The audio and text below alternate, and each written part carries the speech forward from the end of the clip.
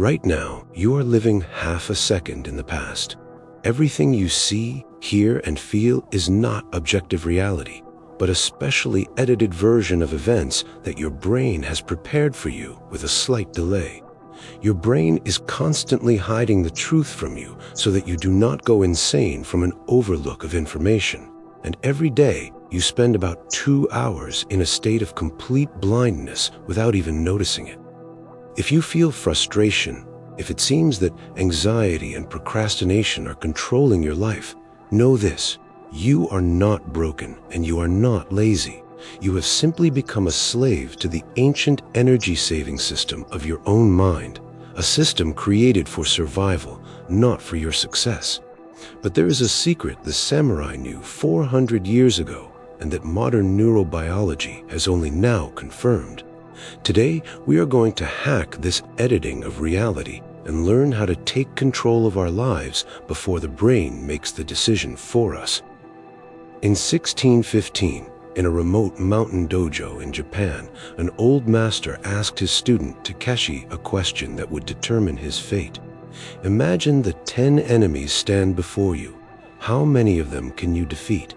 17-year-old Takeshi, whose sword technique was flawless, answered confidently, "All 10, master." The old man shook his head and said that he would defeat none of them, because the moment he thought about 10 enemies, he had already lost to the first one. This story is not just a legend about warriors. It is an exact description of how a modern student or a young professional lives. Right now, you are fighting on 10 fronts at once: studies, career, personal relationships, health, and the search for purpose. And you are losing on every front for the same reason the samurai died on the battlefield. You are everywhere except here. Why is it so hard for our mind to simply be present in the moment? Modern science gives a frightening yet liberating answer. Our brain is not a frightening recorder of reality, but a machine for generating predictions. Every second, your eyes make abrupt jumps called saccades, shifting focus from one point to another. So that you do not see the world as a blur, the brain literally switches off vision during these movements. We are blind for 2 hours a day, but our mind fills in these gaps with the most likely guesses about what should be there. Moreover, signals from your senses reach the brain at different speeds: light in nanoseconds, sound in milliseconds, and warmth from your fingers even later. To create the illusion of a unified moment, the brain pauses, processes this data, and invents reality, a present moment that, in fact, no longer exists. Takeshi suffered from this same delay in perception. His body was trained, but during sparring, his mind raced ahead. What if I missed? What if the master sees my weakness? His breathing became shallow, and his perfect technique collapsed under the weight of fear. Master Yamamoto saw through it completely and said, "You are technically ready, but that means nothing. You are afraid of what will happen after the strike. Your mind is in 10 places at once, except for the one place that matters, here and now." In that moment, Takeshi's default system was active, the network responsible for wandering thoughts, self-analysis, and anxiety about the past and the future. Your brain does not want you to take risks or try something new. Its ancient script is to stop you, because what is new seems dangerous and energy-consuming to it.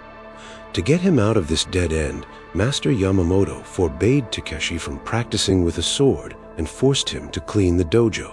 He taught him Shoshin, the beginner's mind. When a beginner first picks up a sword, the mind is empty of expectations and fear of defeat. It sees only this grip and only this stance. The master explained, "You sweep the floor while thinking about swords, and you practice with swords while thinking about exams. You are always one step ahead of reality, and that is exactly why you fail." The samurai understood that their greatest weapon was not the katana, but presence. Modern psychology calls this the state of flow, and the samurai called it Mushin, the state of no mind, when thoughts come but do not control you.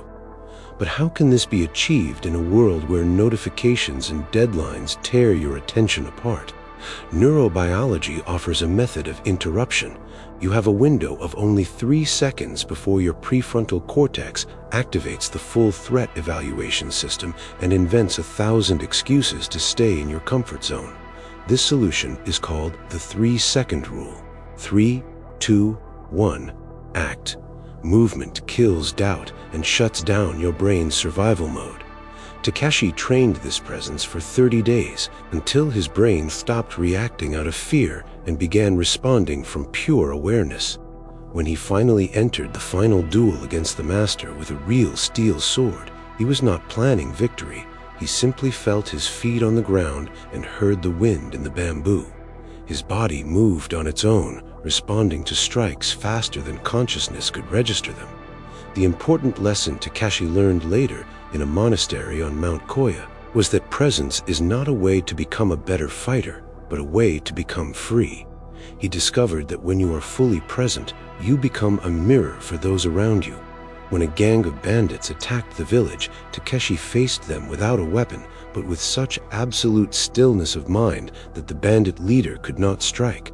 His absence of fear made violence impossible. This is Fudoshin, the immovable mind, which is not cold or emotionless, but so deeply rooted in reality that nothing external can shake it. You are the one who can change the predictions of your brain and write into the system the stories that will become your reality.